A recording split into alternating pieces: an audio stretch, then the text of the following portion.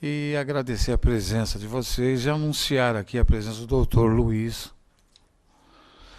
Rovai, que vai expor sobre dissolução parcial de sociedade no novo Código de Processo Civil. Uma boa exposição para o senhor, doutor. Obrigado.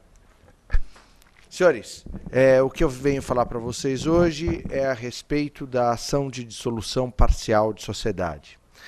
Ação de dissolução parcial de sociedade no novo Código de Processo Civil.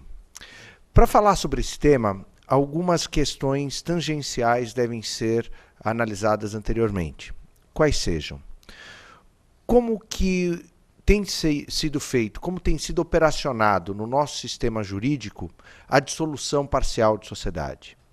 Na realidade, nós não tínhamos, até um projeto do novo Código de Processo Civil, nenhuma regra específica, instrumentalmente falando, sobre a dissolução parcial de sociedade. A dissolução parcial de sociedade, ela ocorre na prática, ela existe já há pelo menos uns 50 anos, de acordo com a nossa jurisprudência, a nossa doutrina, baseada especificamente em construções jurisprudenciais, em construções doutrinárias. Mas, até então, até o Código de Processo Civil projetado, eu não possuía nenhuma regra específica sobre a dissolução parcial de sociedade. Isso tem uma história, isso tem um motivo. Qual seja? Nós, no Código de Processo Civil de 1973, nos baseamos no que toca a dissolução parcial de sociedade aos procedimentos especiais do Código de Processo Civil de 1939. Todos sabem que até o ano de 1942, quando foi promulgado na Itália o Código Civil Italiano, não se tinha ainda a noção pragmática daquilo que nós avançamos de chamar de teoria da empresa. E essa teoria da empresa, por seu turno, que fomenta a continuidade da sociedade, da empresa, que fomenta a continuidade do fim da exploração, do fim social da empresa. Nessa toada, eu faço um raciocínio da seguinte forma. Até o ano de 1942, não havia a noção da necessidade da preservação da empresa. E o nosso Código de Processo Civil, de 1973, que na parte de procedimentos especiais se pauta, segundo o artigo 1218, pelas regras do Código de Processo Civil de 1939, especificamente em dissolução de sociedade, não se vislumbra aí, portanto, a dissolução parcial, e sim a dissolução total da sociedade. Dizendo mesmo, em outras palavras, se sócios brigassem por conta do normativo respectivo do Código de Processo Civil, a solução seria dissolver-se a sociedade. Entretanto, a partir de 1942, com o Código Civil Italiano, a predominância da teoria da empresa e, efetivamente, a necessidade de preservar a empresa pelo seu fim social, manter empregos, pagamentos aos seus fornecedores, os consumidores, se construiu a necessidade que, mesmo que os sócios briguem, é necessário, portanto, preservar a continuidade da empresa, preservar a atividade negocial com o fim especial, o fim específico, portanto, da empresa. É bem verdade que essa é uma questão a ser tratada com um certo cuidado, pelo seguinte: quando nós pensamos na figura dos sócios, nós vislumbramos duas ou mais pessoas que contratam numa relação, num vínculo societário, para um único objetivo: ter lucro. É um efeito, é um objetivo egoístico, um objetivo pessoal, no entanto, que se perfaz num sistema que vem se desenvolver chamado fim social da empresa. Então, algo que começa num sistema extremamente egoístico, torna-se, com o desencadear da própria evolução da atividade negocial, em algo altruísta, que é o fim social e todos aqueles que gravitam em torno da empresa. Então, a empresa, portanto, mesmo que seus sócios briguem, segundo a doutrina, segundo a jurisprudência e até o Código de Processo Civil de 2015, ela tem que continuar, mesmo que seus sócios resolvam a relação societária entre si. Nessa toada, percebendo que, portanto, o Código de Processo Civil anda a reboque da evolução econômica, da evolução negocial, e principalmente daquilo que já se tinha de dogmática no mundo, desde 1942, na Itália, um detalhe interessante, nós tínhamos um código projetado civil na década de 60, e esse código civil projetado na década de 60 entra em vigor em 2002, e já prevê a dogmatização da resolução da sociedade em relação a um sócio. Entre outras palavras, dizendo mesmo, já prevê, do artigo 1028 ao 1033, a possibilidade de dissolução parcial de sociedade. O grande problema que nós denotamos dessa fala introdutória é que o legislador não se conversa entre si, porque se o Código de 39 não fosse absorvido na parte de procedimentos especiais na sua integralidade pelo Código de Processo Civil de 73, nós teríamos já uma regra, ou poderia ter sido pensado uma regra para o desenvolvimento da nossa estrutura societária e principalmente do rompimento do vínculo societário. Mas, voltando para o Código Civil de 2002, que foi projetado na década de 60 e que entra em vigor a partir de 2002 no nosso ordenamento jurídico, ele prevê a dissolução parcial de sociedade, não da maneira instrumental como nós entendemos no Código de Processo Civil, mas da maneira analisada do direito material. Especificamente, a resolução da sociedade em relação ao sócio, a dissolução parcial da sociedade, ela pode ocorrer por 4 motivos. São basicamente esses 4 motivos que fomentam e que ajustam a resolução da sociedade. É a retirada do sócio, que pode ser motivada ou imotivada.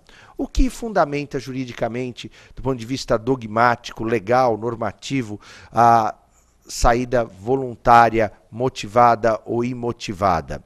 É o seguinte, a motivada é o direito de recesso, direito de dissidência, é a possibilidade de rompimento do vínculo societário em razão de algum elemento que descontentou o sócio que se resolve a sociedade em relação a ele.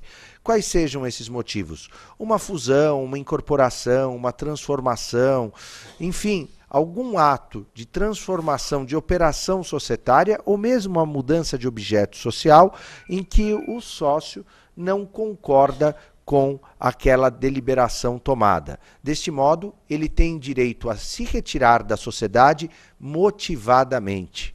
Isso está especificamente dogmatizado no Código Civil, no seu artigo 1077, e na Lei das Sociedades por Ações, no artigo 136, combinado com o artigo 137, que é o direito de recesso e o quórum privilegiado da Lei das SAs. Mas, a par disso, eu também tenho a dissolução parcial de sociedade, simplesmente porque o sócio não quer mesmo manter-se associado.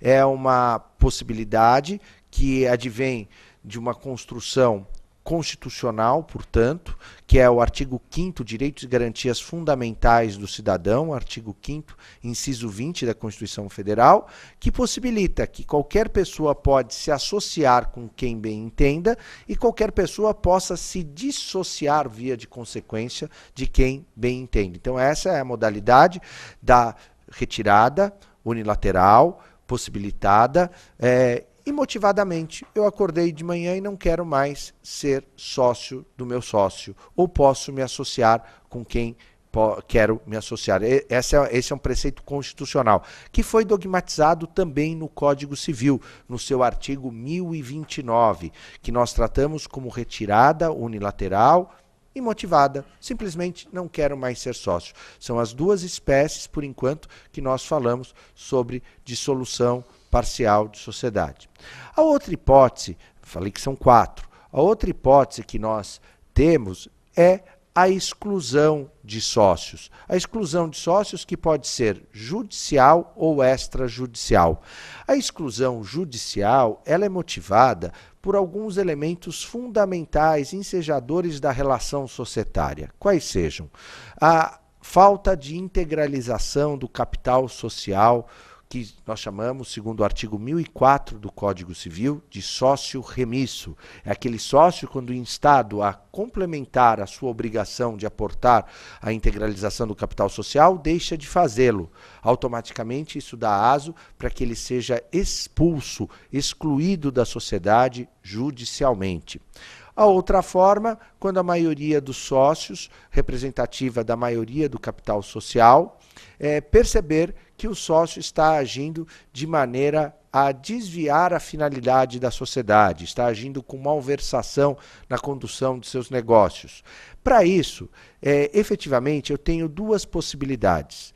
A exclusão extrajudicial de sócios, que é aquela que deve estar prevista no contrato social, a regra do artigo 1085 do Código Civil, ou, especificamente, a regra do artigo 1030, que também trata da exclusão judicial, quando, eventualmente, o sócio, e aí eu não preciso ter a maioria dos sócios, eu preciso ter a maioria do capital social, eu posso ter a maioria dos sócios que entendem, portanto, que não se está perfazendo na sua plenitude o escopo do objeto social da empresa. Também eu posso tentar a exclusão judicial. Veja, eu não estou falando da dissolução parcial de sociedade, eu estou falando de uma outra ação, de outra natureza, que vem dogmatizada no Código Civil, chamada exclusão judicial de sócios. Enquanto eu tenho esse procedimento, um procedimento administrativo muito célere, chamado exclusão extrajudicial de sócio, que eu perfaço através de uma reunião ou de uma assembleia especificamente convocada para determinada deliberação, no caso a exclusão, quando se comprova que o sócio deixou de cumprir com as suas obrigações fundamentais. E eu tenho, portanto, a quarta modalidade de dissolução parcial de sociedade, de resolução da sociedade em relação a um sócio. Aliás, vale aqui um parênteses, que o Código Civil chama, nesse capítulo específico, de resolução da sociedade em relação a um sócio. Mas o Código confunde os conceitos de resolução, resilição e rescisão de contrato e coloca todos numa mesma toada, denominando-os de resolução da sociedade em relação a um sócio. Vamos chamar, por uma questão didática, de dissolução parcial de sociedade, efetivamente, apesar de não ser essa a terminologia trazida no Código Civil, que é, portanto, essa quarta modalidade, a morte do sócio. Ora, o sócio morreu, automaticamente eu deixo de ter o vínculo societário, portanto, se dissolveu a sociedade. Então, portanto, eu tenho a retirada motivada e imotivada, eu tenho a exclusão judicial e extrajudicial, e eu tenho, portanto, a morte do sócio. Do artigo 1028 ao artigo 1033, eu tenho essas regras especificadas. Na Lei das Sociedades por Ações, eu teria o direito de retirada no artigo 136 e 137 da Lei 6.404/76, a fim, pelo menos, de pontuar dogmaticamente. Eu gosto muito de trazer o dispositivo legal, porque no civil law, como o que nós vivemos, o direito fundamental está na regra. Né? E, portanto, por mais que nós venhamos a construir uma série de pensamentos, até um poder de retórica na tomada de uma ideia jurídica, eu tenho que me valer do que fala a regra. Então isso me parece fundamental, me pautar no que eu estou dizendo no fundamento legal. Enfim, depois de tratar da resolução de sociedade em relação a um sócio no Código Civil, eu vejo que o Código de Processo Civil também era silente quanto à dissolução parcial de sociedade. E, portanto, há pelo menos 50 anos, estamos nos valendo de uma construção pretoriana, uma construção jurisprudencial acerca da dissolução parcial de sociedade. E algumas regrinhas que a gente aprende ainda nos bancos da faculdade sobre a dissolução parcial de sociedade. Quais sejam? Primeira, no polo passivo, eu sempre tenho que ter à sociedade, porque é a sociedade que vai pagar a conta. Então, ao final, final do dia, quando nós entramos com a ação de dissolução parcial de sociedade, ainda que seja para eu continuar na sociedade, ou seja para eu me retirar da sociedade, não importa. O que importa, na realidade, é a continuidade da empresa, a continuidade da sociedade. Se eu vou sair como requerente ou se eu saio como requerido, é outra situação. A empresa, esse é o fim social da empresa. Isso que tem que ser verificado e principalmente homenageado pelos operadores do direito durante a condução do processo de dissolução de sociedade. A par dessa situação, eu tenho o Código de Processo Civil projetado, que trouxe mudanças fundamentais. E nós vamos ver. Essas regrinhas que nós dissemos há pouco eram, em especial, no polo passivo, a manutenção da sociedade, porque é ela que vai pagar a conta. Um detalhe interessante, diferentemente daquilo que se propõe a ação de exclusão judicial de sócios. Porque a ação de exclusão judicial de sócios é aquela, especificamente, que obriga que a sociedade faça as vezes da propositura da demanda. Então, um detalhe interessante, que enquanto que eu tenho na dissolução parcial de sociedades a obrigatoriedade da sociedade no polo passivo, na exclusão judicial eu tenho uma tomada de deliberação anterior dos sócios e, portanto, os sócios que querem excluir mais a sociedade colocando-se no polo ativo de uma demanda para excluir o sócio que deixou de cumprir com as suas obrigações pertinentes. É esse o quadro que nós tínhamos, portanto, até o código projetado, que, por conta da vacatio legis, apenas no ano que vem entrará em vigor. Temos, portanto, as regras sobre ação de dissolução parcial de sociedade. Essas regras estão dispostas do artigo 599 ao artigo 609. São 10 artigos que tratam da ação de dissolução parcial de sociedade. Eu fiz um introito até agora, dando conta das espécies de dissolução parcial de sociedade, para agora efetivamente abordar quais foram as modificações. Cada uma delas tentarei explicar. Tenho tido bastante contato com um dos autores intelectuais do projeto da dissolução parcial de sociedade, que é o Dr. Marcelo Guedes Nunes, que trouxe uma novidade extremamente interessante sobre a dissolução parcial no código projetado, que é basicamente a análise empírica. Tudo que vai ser disposto aqui nesses 10 artigos teve um histórico de uma análise, de uma prévia pesquisa empírica, algo extremamente novo no nosso sistema legal e que é muito interessante, que é a base da jurimetria, da qual a Associação Brasileira de Jurimetria, que o Dr. Marcelo Guedes Nunes é presidente, vem implementando, que é o estudo estatístico do direito. Nós, da ciência jurídica, temos um diferencial muito interessante em relação as outras áreas do conhecimento, que me parece que também se apresenta como uma defasagem. Nós, por exemplo, traçando um paralelo com a medicina, temos a seguinte situação: um remédio que vai ser experimentado a partir de uma análise, de um desenvolvimento por um laboratório. Esse remédio ele fica durante décadas, às vezes, sendo testado, sendo trabalhado, enquanto que no direito nós não temos isso. Alguém pensa uma norma, uma regra e apresenta e nós começamos a experimentar aquela regra que foi pensada. A ideia da jurimetria é diferente, é estudar vários casos, e aí no nosso campo de trabalho é a jurisprudência, e buscar o que há de melhor segundo dados estatísticos, segundo dados sistêmicos que podem comprovar essa situação. E o Código de Processo Civil, na parte de dissolução parcial de sociedade, tem esse diferencial. Ele é baseado a partir de estudos empíricos. E me parece, portanto, uma inovação bastante utilizável. Eu tentarei trazer, na medida do possível, também algumas críticas que são lançadas. Aliás, as críticas também são saudáveis, porque nos melhoram tanto na análise, na aplicação da hermenêutica, quanto, eventualmente, numa futura até retificação de algum dispositivo necessário.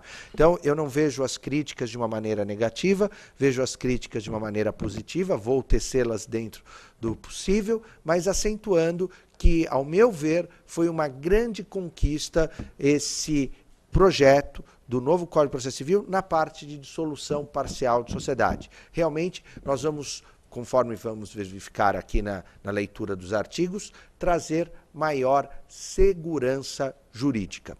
Para falar em segurança jurídica, eu tenho que apresentar uma questão.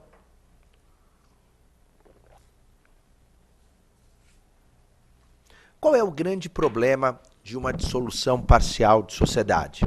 O grande problema não é dissolver o vínculo. Principalmente nas relações das sociedades limitadas, e aliás, o projeto também versa sobre a possibilidade da dissolução na sociedade anônima, nós vamos tratar disso daqui a pouco, mas efetivamente não é romper o vínculo. Eu não quero mais ser sócio do meu sócio naquele determinado momento, daquele meu companheiro naquele determinado momento, eu saio da sociedade. Existem meios até administrativos para fazê-lo. Eu sempre digo, quando eventualmente algum cliente ou nas aulas, que quando um sócio quer sair da sociedade, basta ele tecer uma notificação com base no artigo 1029, registrá-la como outros documentos na junta comercial e já está acertada a sua saída daquele momento, já tem a data do corte da resolução da sociedade. É bem verdade que para perfazer o vínculo, se você não consegue a subscrição no instrumento dos demais sócios, te obriga a entrar com uma ação específica, que poderia até ser uma ação de obrigação de fazer. Mas é um caso específico a ser tratado numa próxima oportunidade. Mas qual que é o problema, então? Eu não quero mais ser sócio, o que que eu tenho nessa relação societária? Qual que é o grande drama? O drama é dinheiro. O drama é quanto que vai pagar para o sócio que sai da sociedade. O que nós tecnicamente chamamos de apuração de haveres. Apuração de haveres, que é algo extremamente tratado pela nossa doutrina, pela nossa jurisprudência, e que ela não tem uma uniformidade. Os livros mais importantes que eu posso citar sobre apuração de haveres são da década de 40, de 50, e o que atualiza a questão da apuração de haveres é justamente a jurisprudência, algumas nuances econômicas, contábeis, que são trazidas. Eu inicio, portanto, o projeto do novo código agora promulgado, não mais o projeto tão somente,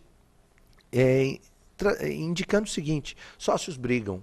E sócios brigam por diversos motivos. O principal deles é dinheiro. O segundo motivo é dinheiro também. O terceiro é dinheiro. O quarto, talvez quando um sai com a mulher do outro.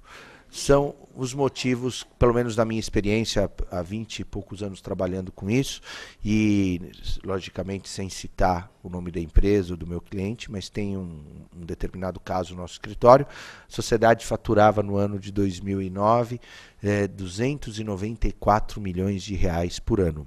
Hoje ela fatura 2,5 milhões, 3 milhões, se tiver sorte. E os sócios brigaram, existiam acho que uns 300, 400 funcionários dependentes dessa empresa na ocasião, e os sócios brigaram porque um saiu com a amante do outro. Não eram as esposas, eram as amantes. E a sociedade, portanto, se desintegralizou totalmente, desintegrou por conta da relação afetiva, emocional dos sócios entre si. Então a gente vê por que os sócios brigam. São várias circunstâncias, mas preponderantemente a questão econômica. Vamos lá falar sobre o projeto do novo código, agora o código promulgado. Primeira questão que nós podemos trabalhar é a ação de dissolução parcial de sociedade e qual o objeto dela. A novidade trazida, ela é muito prática, no sentido de que eu utilizo o expediente ação de dissolução parcial de sociedade para dois fenômenos especificamente, para romper o vínculo e também para apurar haveres.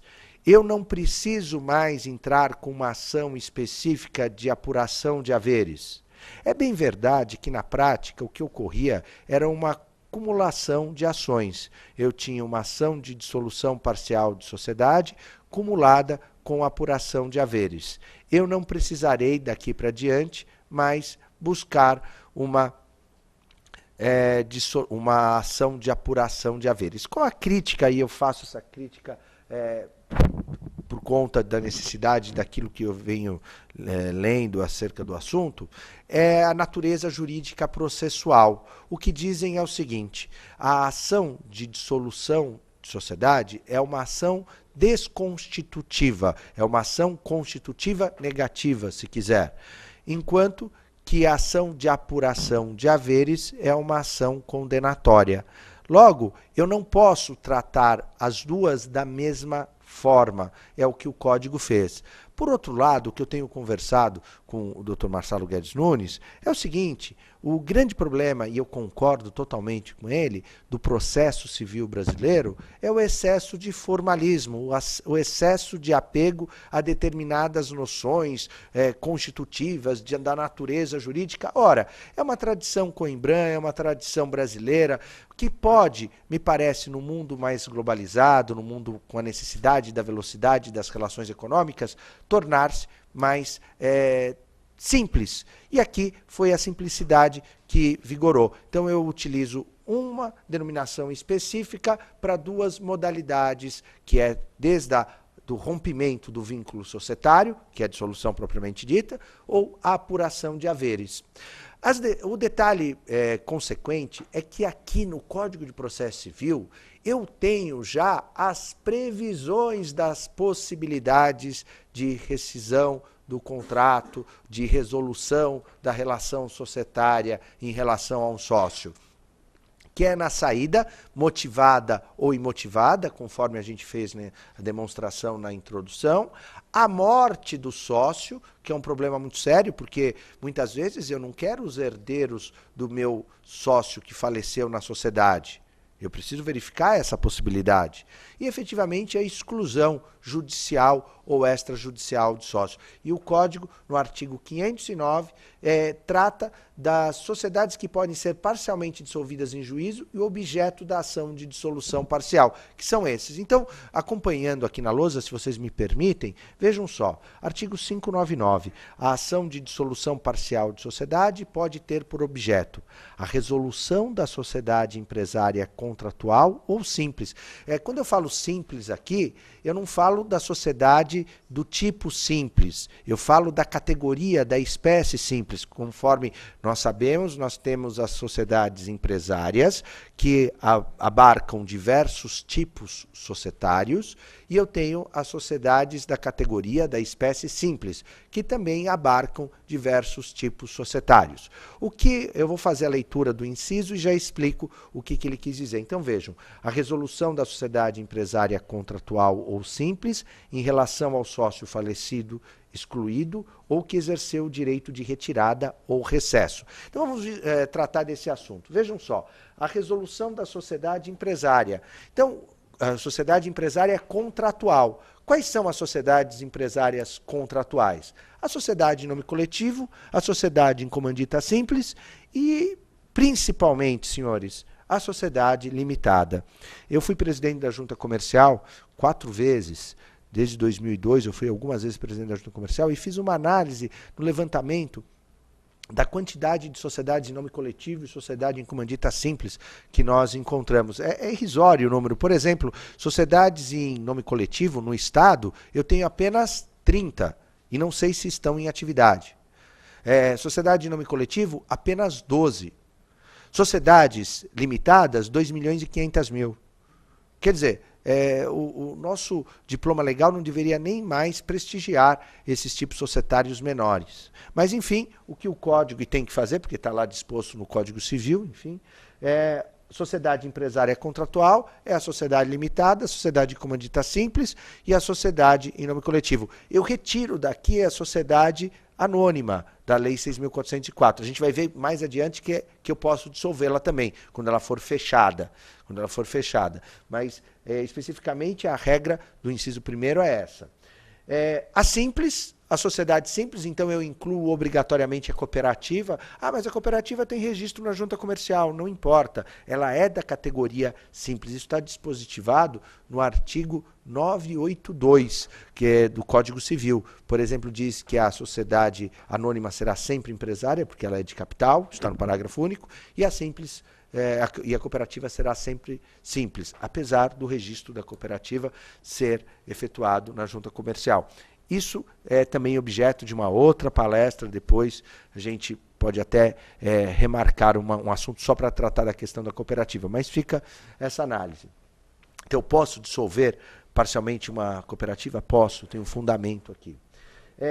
Em relação ao sócio falecido, que é a morte do sócio, o sócio morreu, então os herdeiros, o espólio pode, a gente vai ver quem está legitimado, mas quando se tenha o rompimento do vínculo societário pela morte, me dá aso a ajuizar a demanda de ação de dissolução parcial de sociedade. O direito de retirada, o direito de retirada aqui é aquela imotivada que eu falei no início da exposição, que vem disposto no artigo 5º, inciso 20 da Constituição Federal e no artigo 1029. Eu não quero mais ser sócio, simplesmente acordei e não quero mais ser sócio. E, finalmente, o direito de recesso, quando é tomada uma medida pela sociedade cuja qual eu não concorde, quais sejam foi feita uma incorporação, uma cisão, uma fusão, ou mesmo uma mudança do objeto social. Portanto, eu tenho aqui as possibilidades da propositura da ação de dissolução parcial de sociedade. E mais, o que eu falei para vocês, para que serve também a ação de dissolução parcial de sociedade, o inciso 2º, a ação de dissolução parcial de sociedade se aplica na apuração dos haveres do sócio falecido, excluído, que exerceu o direito de retirada ou de recesso. Então aqui eu tenho o que antes era tratado como ação de dissolução parcial de sociedade, acumulada com apuração de haveres, aqui eu posso tê-la uma ou outra. Porque muitas vezes, senhores, é comum, ajuizada uma demanda, ou é tomada uma medida na sociedade, eu não quero mais ser seu sócio. Tá bom, eu não quero mesmo, o outro diz. Então não se está discutindo o rompimento do vínculo societário. O meu estagiário está aqui, o André, e ele sabe que nós temos uma ação de dissolução hoje no escritório, onde a primeira coisa que eu combinei com ele para nós colocarmos na contestação era se manifestar a favor do pedido. Não quero ser sócio mesmo. Ele quer sair? Saia. Só que a questão é o seguinte, eu fico na sociedade e quanto que eu vou pagar para ele? É esse o problema. Então, na prática, o problema está aqui. Eu não quero ser sócio, não quero, acabou. Então, eu tenho a apuração dos haveres do sócio falecido, excluído, que exerceu o direito de retirada ou recesso. Ou somente, a gente vê no inciso 3º, somente a resolução ou a apuração dos haveres. Simplesmente eu entro com a ação de dissolução porque eu quero romper o vínculo. Ou simplesmente eu entro com a ação de dissolução só para apurar os haveres. Então, aqui eu abarco as possibilidades mencionadas. Ainda no artigo 509, parágrafo 1º. A petição inicial, ela obrigatoriamente deverá ser instruída com todo o acervo histórico da empresa, da sociedade. Então eu tenho que juntar na petição inicial o contrato social, todas as alterações, e é de bom tom que esse contrato social esteja consolidado, convalidado num instrumento só. Mas eu entendo que a redação que diz o seguinte, a petição inicial será necessariamente instruída com um contrato social consolidado, demonstra que é efetivamente necessário para que o juiz entenda a estrutura societária da empresa, entenda a estrutura societária que está se dissolvendo. Tá? O parágrafo 2º trata que a ação de dissolução parcial de sociedade pode ter também por objeto a sociedade anônima de capital fechado, quando demonstrado por acionista ou acionistas que representem 5% ou mais do capital social, que não pode preencher o seu fim. Esse artigo é bem interessante, ele traz um número mágico, que é o de 5% da capacidade econômica do sócio. A gente sabe pelo artigo 133, 135 da Lei 6.404/76, que os 5% possibilita, entre outras prerrogativas, que o sócio seja intimado por carta das convocações da GO, GE, das reuniões específicas da sociedade anônima, e possibilita aqui que também quem tenha 5% da sociedade anônima fechada possa ajuizar uma demanda de dissolução parcial de sociedade. E aqui o motivo, quando que eu posso entrar com essa ação, qual é o fundamento? Tem na parte final do parágrafo 2º que diz que não pode preencher o seu fim. E é muito simples, quando que a sociedade anônima não preenche seu fim? Quando ela não dá lucro.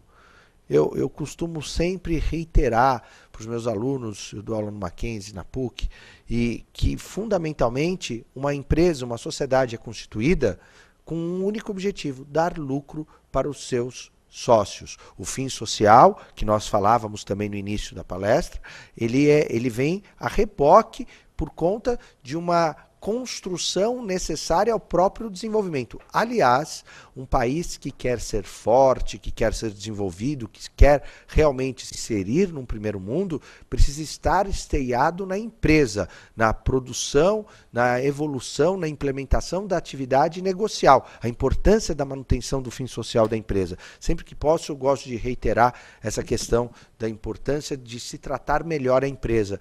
Nós tratamos no Brasil muito mal a empresa, desde do conceito de desconsideração da a aplicação da desconsideração da personalidade jurídica até o trato que as autoridades nos concedem em termos tributários, fiscais. Mas, enfim, a questão é quem tem legitimidade para ajuizar a ação de dissolução parcial de sociedade. Aqui o artigo 600, portanto, trata da legitimidade ativa.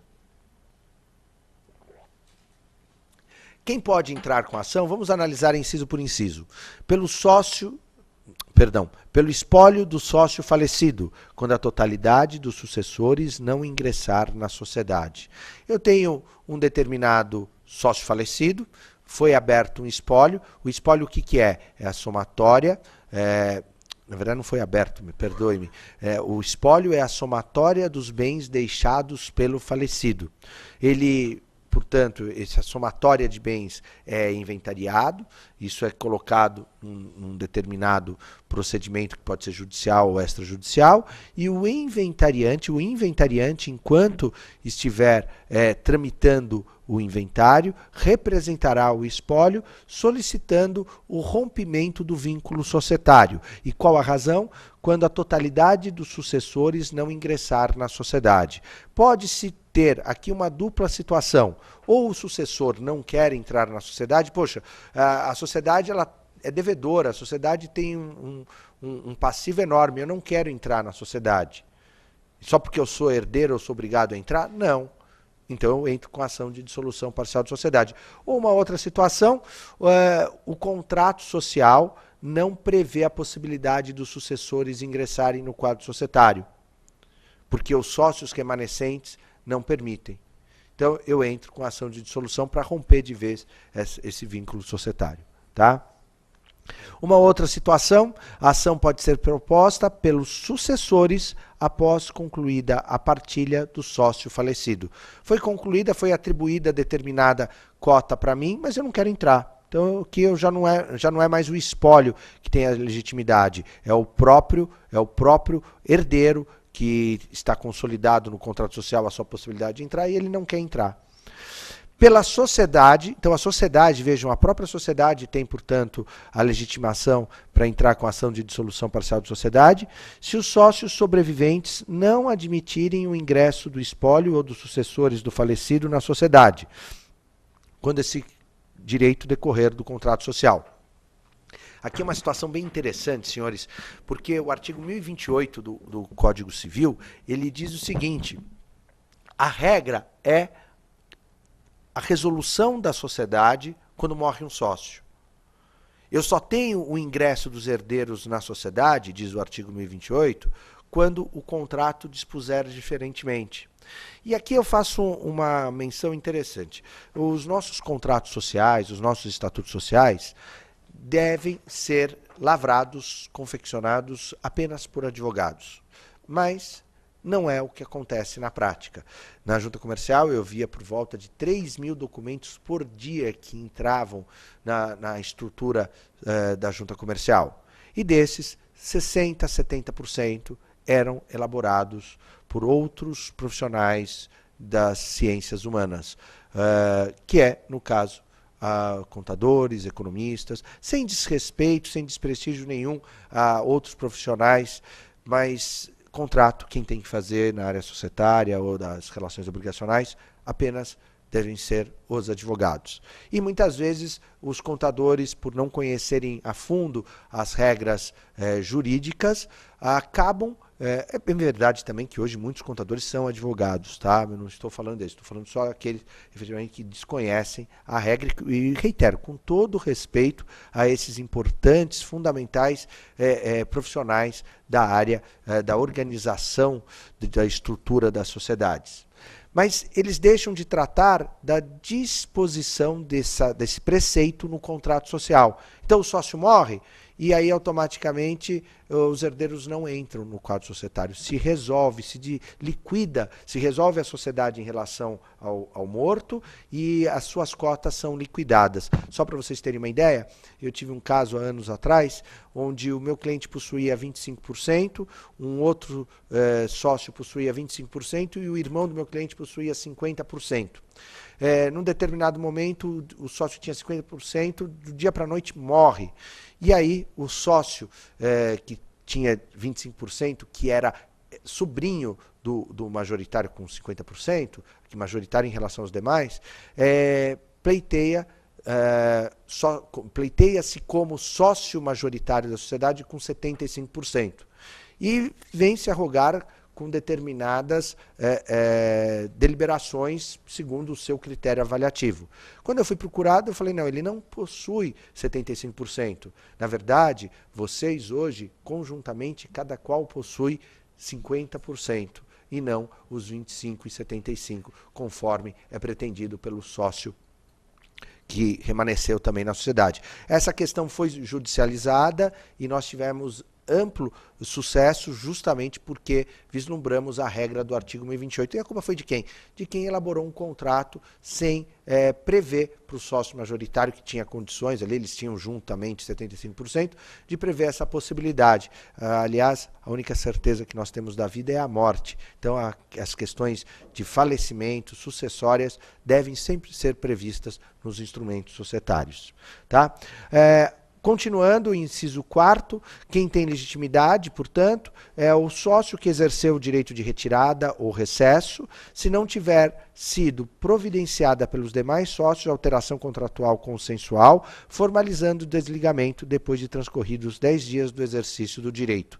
Essa situação é muito comum, o sócio saiu da sociedade, ele manda uma notificação e os sócios ficam quietos. Até porque o sócio saiu e os sócios que remanescem têm a chave do cofre, tem a torneirinha do dinheiro. Então deixa o sujeito lá sangrando e vai buscando todo o poder econômico possível da sociedade. Para evitar isso, o Código criou a possibilidade de você manda uma notificação, os remanescentes não providenciaram a lavratura de uma alteração de contrato, você entra com a ação de dissolução parcial de sociedade. Quem pode propor também a ação é a sociedade nos casos em que a lei não autoriza a exclusão extrajudicial.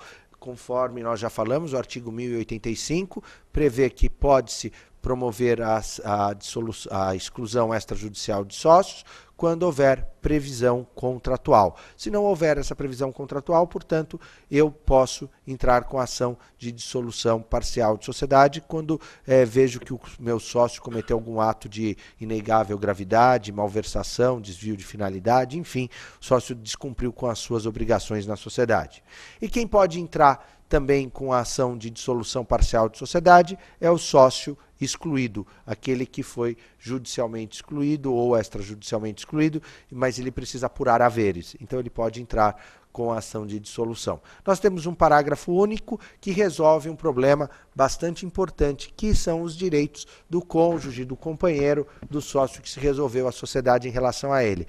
É um drama isso nas questões societárias, porque nós temos o artigo 1027 que até dispõe no Código Civil a respeito disso, mas no momento que eu tenho a execução, que eu tenho a penhora das cotas, eu tenho um problema muito sério, porque eu posso me deparar por uma impropriedade do Código de Processo Civil de 73, eu posso me deparar com a seguinte situação, que vocês me permitem, eu faço aqui um parênteses, nas sociedades limitadas, eu tenho uma situação híbrida. Eu tenho as sociedades de capital, que é uma Ford, uma GM, uma Coca-Cola, que são sociedades limitadas, e eu tenho as sociedades de pessoas, que são a grande maioria das sociedades limitadas, que são aquelas sociedades constituídas entre pessoas que se confiam, que têm uma reciprocidade de valores, que o que nós chamamos tecnicamente de affectus societatis.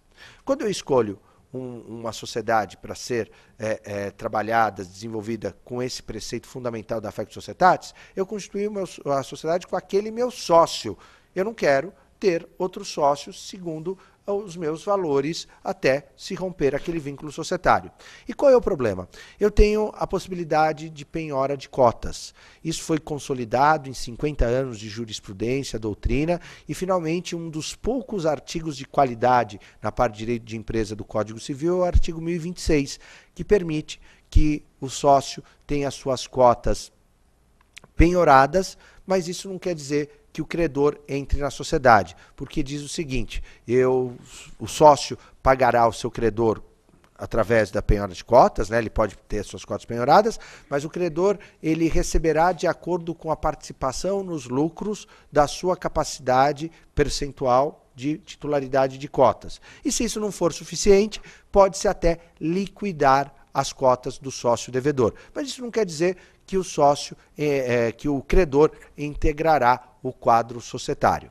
Pois bem, isso foi consolidado no Código Civil, no artigo 1026, em 2002. Só que o nosso legislador não se conversa, de novo, eles não têm atenção para determinadas nuances jurídicas. E mais, um outro detalhe importante. Às vezes o comercialista não conhece processo civil, o processualista não conhece direito material, precisa haver uma integração maior. E se dá um valor demasiado para a questão instrumental no nosso país, para a questão processual. E foi feita uma mudança em 2005, no artigo 685-A do CPC, que diz o seguinte: o credor pode adjudicar as cotas do devedor. Então, quer dizer, o artigo ainda tem uma pequena salvação, que ele diz que eu tenho que dar primeiro preferência para os sócios remanescentes. Mas se o sócio remanescente não tiver dinheiro para isso, automaticamente ele vai ter no quadro societário um terceiro que ele não conhece, fazendo parte ali das suas relações societárias, tão somente porque era credor do sócio devedor. Me parece que não foi bem o legislador ao assim dispor. Fica, portanto, esse antagonismo legislativo. E a questão do cônjuge, portanto, às vezes o cônjuge que se separou tem um crédito em relação ao sócio de uma sociedade. Eu tenho um caso de um conhecido meu, ele deve pensão alimentícia, ele deve estar hoje em uns 3, 4 milhões de reais, e a mulher vem buscando participação no quadro societário. Ela não tem tido sucesso, porque os nossos tribunais têm tratado a questão da relação societária como predominante. Mas, em algum momento, ela pode ser... E, na verdade, acho que ela está sendo mal instruída, porque se ela aplicasse o artigo 685-A, eu tenho a impressão que ela conseguiria adjudicar as cotas sim. Parece que o advogado dela ainda não se apercebeu dessa questão, e não sou eu que vou falar para ele, né? Mas é algo muito sério. E, portanto, eu tenho uma equação dessa situação que é muito complicada. Só um detalhe, nesse caso que eu estou citando para vocês, são dois irmãos. O sócio devedor, ele possui 50% das cotas e o outro sócio possui os outros 50%. Eles se dão muito bem, herdaram a empresa, se dão muito bem, a empresa é próspera. No entanto, se entrar essa mulher, que é a ex-esposa dos irmãos, certamente vai conflitar a relação societária. E quem vai sofrer, quem sofre, fundamentalmente, é a empresa numa briga de sócios. Tá? Então, o artigo 600, no seu parágrafo único, traz uma pá de cal nesse problema. De que maneira? O cônjuge ou companheiro do sócio, cujo casamento, união estável ou convivência terminou, e aí vem, poderá requerer a apuração de seus haveres na sociedade, que serão pagos à conta da cota social titulada por este sócio. Em outras palavras, dizendo o mesmo, eu tenho, portanto, a liquidação da parte do sócio, eu não tenho o ingresso dessa pessoa no quadro societário. Senhores, uma inovação interessante do Código de Processo Civil, que é justamente o que eu falei para vocês, que é a concordância com o pedido. Ora, eu não quero mais ser sócio, concordo com o pedido, vamos dissolver a sociedade. E isso tem algumas benesses, conforme a gente vai ver. Porque se eu concordo, eu me livro de algumas obrigações dispositivadas. Nós vamos ver daqui a pouquinho. O próprio código diz quanto ao rateio das custas, nas proporcionalidades, cada parte arcará com seus honorários advocatícios. Então, muitas vezes é muito salutar para o cliente concordar com o pedido. Olha, eu não quero mesmo ser sócio daquele cidadão, eu quero apurar haveres.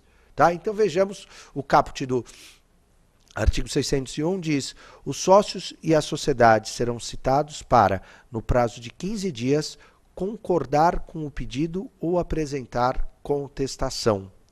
A sociedade não será citada se todos os seus sócios o forem, mas ficará sujeita aos efeitos da decisão e à coisa julgada. Aqui uma questão importante.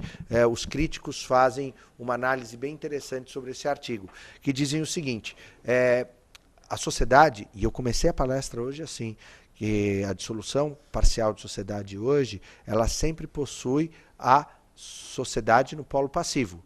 Logo, eu tenho que efetivamente citar a sociedade.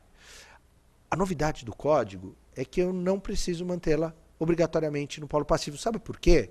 Porque a grande maioria, se nós fizermos uma análise das ações de dissolução parcial de sociedade, hoje em dia não possuem a sociedade no polo passivo e nem por isso são consideradas ineptas. Quer dizer, já vem se construindo uma situação onde a sociedade não fica no polo passivo. Até porque uma sociedade, você está gerindo a sociedade, você coloca a sociedade no polo passivo e você quer continuar na sociedade, fica meio antagônico, você vai brigar com a própria sociedade, enfim, tem algumas questões, apesar da regra ser que a sociedade, a construção, tá? A sociedade no polo passivo para pagar a conta ao final. Aqui o código resolve essa questão, ela não precisa ser citada. Quiser mantê-la, colocar no polo passivo, você pode, mas enfim, não é mais obrigatoriedade. Qual a crítica que eu li a respeito, que é interessante? Por exemplo, a seguinte situação: se você vai comprar um imóvel da sociedade, então, um imóvel X, e ele pertence, ele está titularizado no cartório de registro de imóveis em nome de uma empresa. Senhores, se os sócios estiverem brigando entre si, e essa briga tenha repercussão naquele determinado imóvel, o eventual comprador não saberá, porque ele vai pedir certidões negativas apenas da sociedade. Então, qual que é a dica para não passar por um problema desses? É que se obtenha, numa eventual aquisição de um imóvel em nome de uma empresa, de uma sociedade, que se busque as certidões negativas de distribuição judicial também dos sócios, para verificar se aquela sociedade não está sendo objeto de uma dissolução. Tá? Então, uma questão apenas para mencionar na seara prática. Uma outra forma muito interessante, que a gente vai ver que começamos a adentrar já na questão financeira, na questão econômica, que é a possibilidade de compensação. Então vejam só, a sociedade poderá formular pedido de indenização compensável com o valor dos haveres a apurar. O sócio foi expulso da sociedade, ele entra com a dissolução ou qualquer situação congênere, porque o sócio cometeu algum ato de malversação e há uma suspeita de que o sócio embolsou X% do patrimônio da empresa. Tudo bem, ele tem para apurar os seus haveres o valor Y. Esse valor Y vai ser subtraído do X% que ele tomou indevidamente. Então é a possibilidade de uma compensação no momento da apuração de haveres. Me parece bem produtivo, me parece que agiliza. O princípio da economia processual aqui foi bem prestigiado.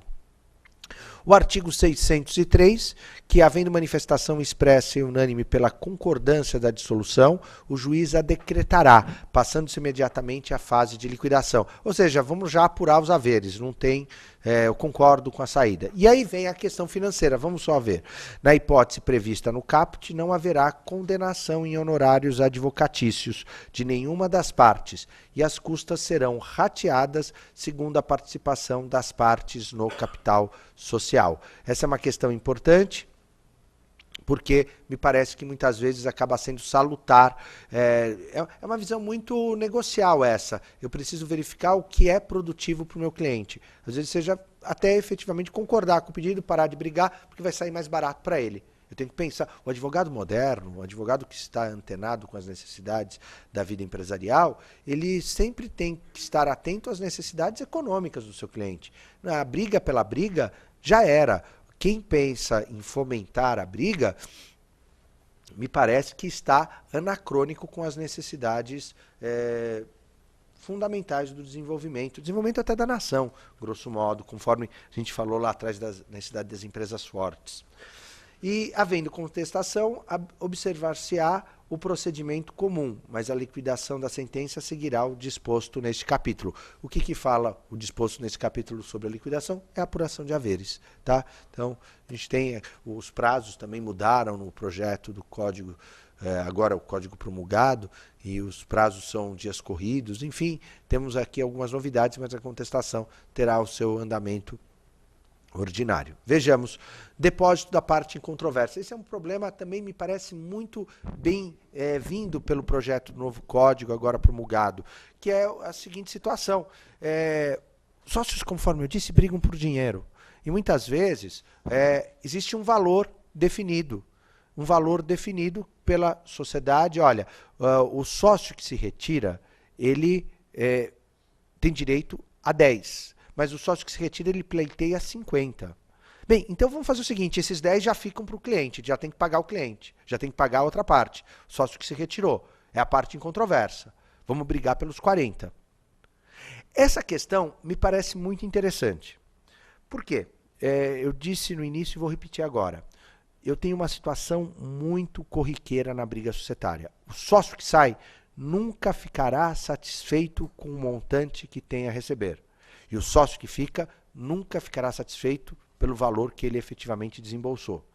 Então, de todo modo, vai ser apurado, vai ser levantado os haveres através de um balanço, que a gente vai ver daqui a pouquinho, que é o balanço de determinação. Aliás, seria tema para uma outra palestra, a forma de apuração de haveres, que é o balanço de patrimonial ordinário, o balanço especial e o balanço de determinação. Mas aqui vamos passar pelo dispositivo legal tão somente. E aqui eu tenho, portanto, a apuração dos haveres da questão da parte incontroversa, que será paga. Vejamos o que fala o artigo 604. Para apuração dos haveres, o juiz fixará a data da resolução da sociedade. É muito importante que o juiz defina a data em que houve o corte, a data que houve a resolução da sociedade. Definirá o critério de apuração de haveres à vista do disposto no contrato social. O artigo 1031 do Código Civil, ele fala da hipótese de apuração de haveres com base no levantamento de um balanço especialmente para aquele fato, que é a dissolução, que é a resolução da sociedade. E fala que a metodologia será com base no patrimônio líquido da sociedade, salvo se o contrato dispuser diferentemente. O que é muito importante. Hoje, o que a gente tem, a maior dificuldade na apuração de haveres é achar o valor justo. E muitas vezes, se as partes convencionam a forma, a metodologia para se apurar um valor justo no contrato social, nós evitamos essa briga. Eu me recordo, senhores, esse problema é tão sério que numa determinada briga societária que eu participei uma vez, era uma arbitragem. Nós participávamos como defensores de um cliente que detinha 40% da sociedade. Nós queríamos que ele saísse com 8 milhões da sociedade. Levamos o assunto, estava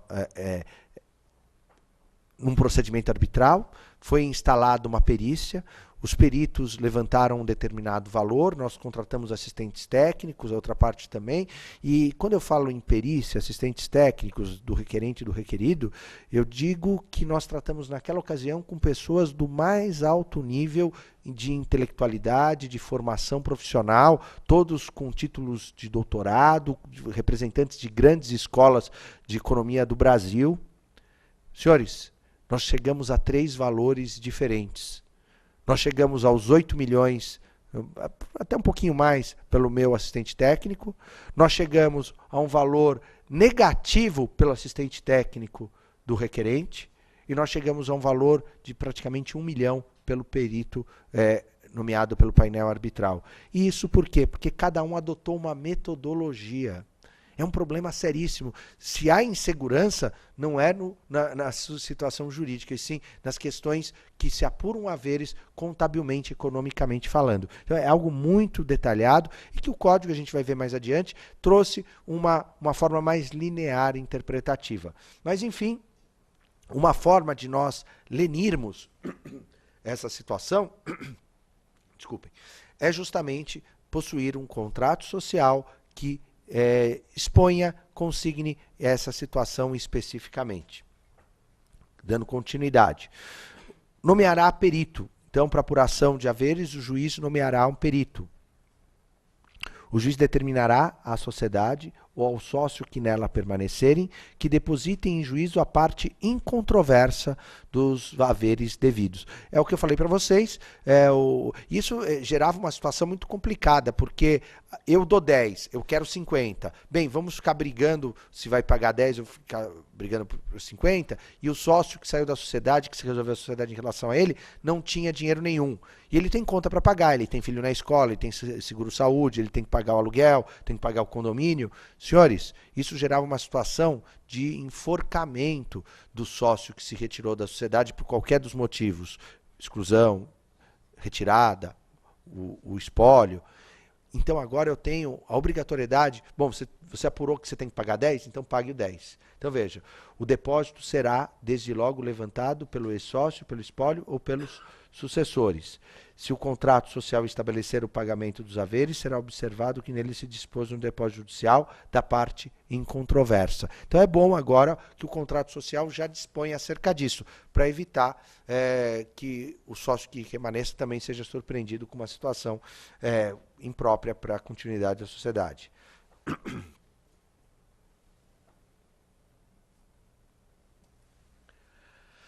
A data da resolução da sociedade. A data da resolução da sociedade é uma questão importante, que é a data do momento do corte, porque a metodologia ela apura os haveres do sócio conforme o momento que foi efetuada esse rompimento do vínculo. Então temos, no caso de falecimento do sócio, a data do corte, do rompimento do vínculo, por óbvio, é a morte do sócio.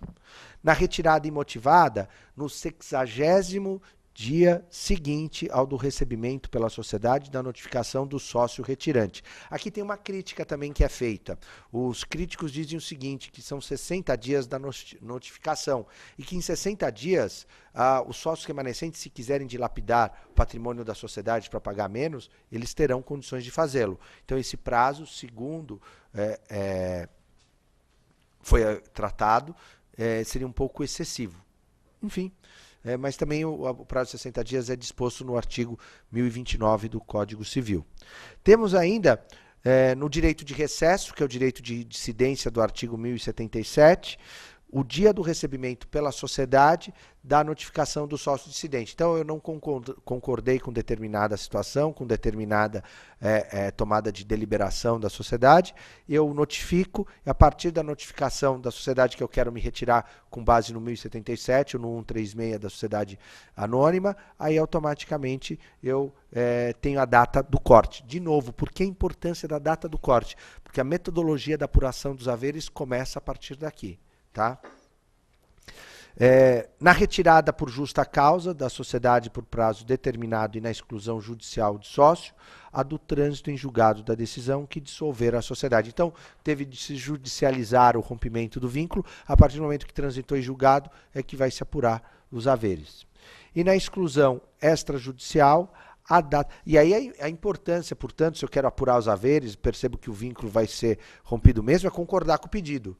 Porque senão eu tenho que esperar o trânsito em julgado. E aí a sociedade pode ter problemas. Mas a gente vai ver que também aqui o legislador foi bastante sábio, me parece, no sentido de que vai sendo mantido o pagamento pro labore, os dividendos para o sócio enquanto eles estão brigando. A gente vai ver mais adiante isso.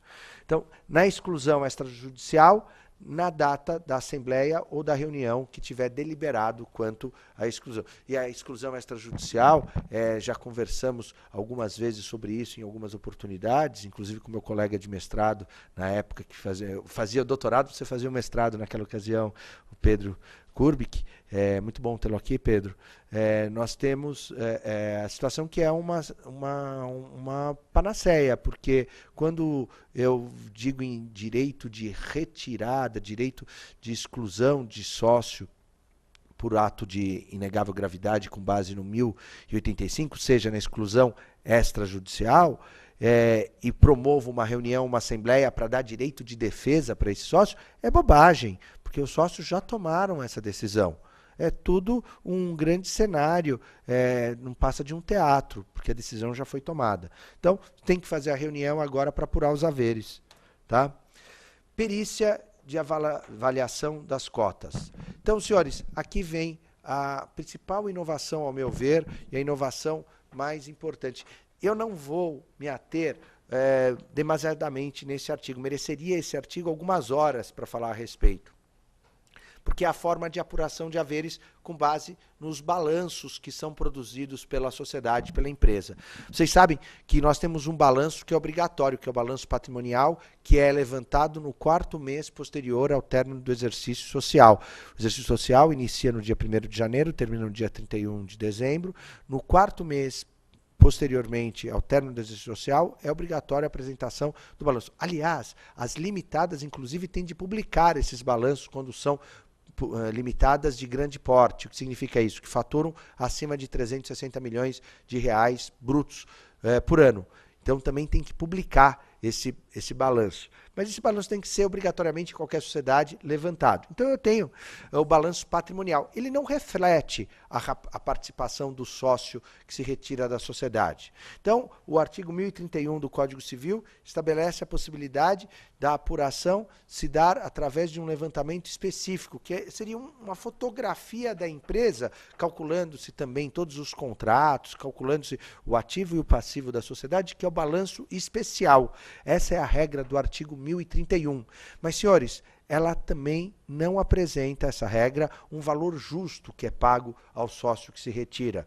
Porque eu não levo em conta outros componentes, como principalmente os intangíveis. Só para vocês terem uma ideia, no caso que eu falei há pouco da dissolução, da briga, os valores diferentes na arbitragem, o meu maior valor que nós computávamos no balanço para apuração de haveres estavam nas patentes. As patentes fazem parte dos intangíveis, dos bens incorpóreos. E segundo a regra do balanço especial do Código Civil, isso não integraria, portanto, o patrimônio líquido que é fotografado no balanço especial para ser pago para o sócio que se resolve a sociedade. É calculado pela jurisprudência, no máximo, através do fluxo de caixa descontado para apurar a participação do sócio. Enfim, eu não tinha o pagamento do valor justo. Agora, com essa redação, e eu louvo o legislador por ter elaborado esse artigo, que é a base do balanço de determinação. O que quer dizer o balanço de determinação?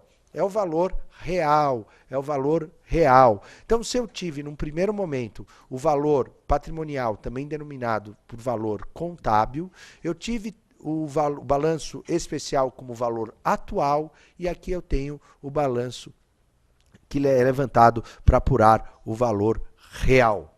Então vejamos a redação do artigo 606. E mais, uma outra novidade desse artigo também. Ele calcula os bens dos sócios pelo preço de saída. O que significa isso? Valor de mercado. Todos os bens são calculados, porque quando eu faço o levantamento no balanço patrimonial, eu utilizo a regra do conservadorismo. O que significa isso? É o valor que foi pago. O valor que foi pago. Não tem nem uma depreciação e nem uma valorização. O valor que foi pago. Pronto, é aquilo que vale. Aqui no balanço patrimonial é o valor de mercado. Então vamos imaginar uma loja de automóveis. Eu vou ter o valor de saída, o valor de mercado, não o valor de compra. E é isso que o sócio vai receber. Então são valores que aproximam a justiça do pagamento do sócio que se retira da sociedade. Então vejamos a redação. Em caso de omissão do contrato social, o juiz definirá como critério de apuração de haveres o valor patrimonial apurado em balanço de determinação, tomando-se por referência a data da resolução e avaliando-se bens e direitos do ativo, tangíveis e intangíveis. Vejam aqui os bens incorpóreos que estão aqui tratados. Então eu posso colocar contrato de licenciamento, a clientela, o aviamento, o fundo de comércio, que às vezes, muitas das vezes, tem o maior valor agregado a uma empresa. E o detalhe, a preço de saída, além do passivo, também a ser apurado de igual forma. Parágrafo único. Em todos os casos em que seja necessária a realização de perícia, a nomeação do perito recairá preferencialmente sobre especialista em avaliação de sociedades. Então, eu não preciso ter aqui somente um contador, eu posso ter um engenheiro, posso ter um economista, um financista, é assim que eu posso denominar esse perito, esse expert para apurar a participação. A gente já está chegando na reta final, estou falando mais de 1 hora já, vocês devem estar cansados, mas vamos lá. Artigo 607. A data da resolução e o critério de apuração de haveres podem ser revistos pelo juiz a pedido da parte, a qualquer tempo antes do início da perícia. Quando eu vou verificar, por exemplo, quando eu verifico uma situação onde o valor apurado, segundo o critério que foi ajustado no contrato social, é extremamente alto e, portanto, vai causar prejuízos para a empresa, ou se por conta de um valor ajustado anteriormente, o valor que vai ser apurado é muito ínfimo em relação ao que realmente teria direito à sociedade. Então, aqui, antes de fazer a perícia, eu tenho que levar o assunto para o juiz e falar: seu juiz, aqui você vai decidir, né? Sua excelência vai decidir numa situação como essa. Eu confesso, eu sou um advogado que, aliás, eu não sei fazer outra coisa na vida, eu fui advogado a vida toda e acho que vou morrer advogado. Mas eu digo para vocês o seguinte, eu tenho um pouco de receio desse artigo, porque eu deixo na mão do juiz. E tudo que fica excessivamente na mão do juiz, eu não sei até que ponto vai ser válido. Esse código tem essa característica, ele judicializa o critério do magistrado para tudo. Então fica essa ressalva. Se eu pegar um juiz bom, o problema é que na área de direito de empresa, nem todos os juízes conhecem o assunto, quiçá falar em apuração de haveres, né? É um problema muito sério. Eu acho que direito comercial não é uma matéria muito privilegiada no estudo jurídico, nos bancos da faculdade. As pessoas gostam muito de processo, gostam muito de direito civil, direito constitucional, direito penal, né? Eu digo, direito comercial não tem muita emoção, enquanto que o direito penal te fornece emoção. Eu vejo, sempre falo isso em sala de aula, 2 alunos que vão assistir um filme onde tem uma cena de violência, uma cena de sequestro e tal, um vai cutucar o outro e vai falar: olha, aprendi isso aqui, saca o código do bolso e fala: ó, tá ali, lesão corporal tal. Fico imaginando, Pedro, uma situação onde há uma emissão de duplicata, um cutuca o outro e diz: nossa, que emoção a duplicata, né? Ou uma cisão, olha, vai cindir. Então não há, o direito comercial não cativa, é muito mais abstrato. Isso leva a uma dificuldade, isso para falar, talvez os juízes tenham um pouco de dificuldade para entender essa situação. Tá? Crédito do ex-sócio, espólio ou sucessor. Finalmente, temos mais 2 artigos, tá? Até a data da resolução, integram o valor devido ao ex-sócio, ao espólio ou aos sucessores, e aqui para não enforcar o sócio, tá? O sócio que se retirou, que se resolveu a sociedade em relação a ele. A participação nos lucros ou juros sobre o capital próprio declarados pela sociedade, e, se for o caso, a remuneração como administrador. Tá? Parágrafo único. Após a data da resolução, o ex-sócio, o espólio ou os sucessores terão direito apenas à correção monetária dos valores apurados e aos juros contratuais legais. Então, temos essa situação que me parece interessante. O último artigo, portanto, o artigo 609. Uma vez apurados os haveres do sócio retirante,